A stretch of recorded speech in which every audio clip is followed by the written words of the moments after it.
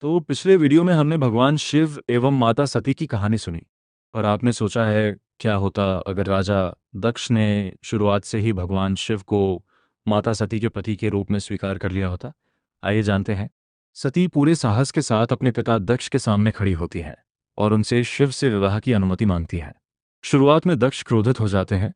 उन्हें लगता है कि कैलाश में रहने वाला भस्मधारी योगी उनकी राजकुमारी के योग्य नहीं है। लेकिन उसी रात जब दक्ष अकेले अपने महल में बैठते हैं तो उन्हें छोटी सती की बचपन की यादें आने लगती हैं। उसकी हंसी, उसका मासूम चेहरा, उसका अपने पिता के प्रति प्रेम। तभी दक्ष को एहसास होता है कि एक पिता का अहंकार कभी भी अपनी बेटी की खुशी से बड़ा नहीं हो सकता। वह अपना मुकुट नीचे करते हैं और अपने अहंकार को त्याग देते हैं।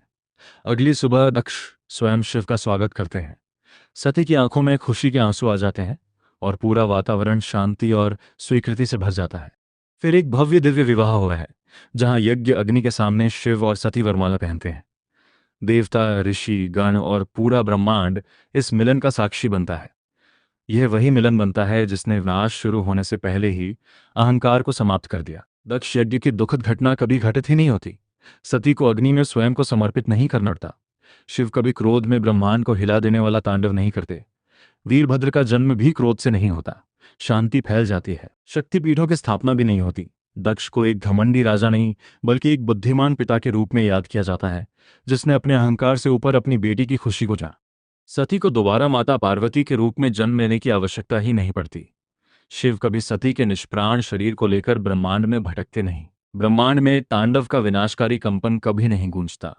सब कुछ शांत, संतुलित और दिव्य हो जाता। लेकिन शायद इसी शांति में एक अधूरापन छिपा रहता, क्योंकि मानवता कभी उस पीड़ा, त्याग और विरह की सीख नहीं समझ पाती जो असली कहानी थी।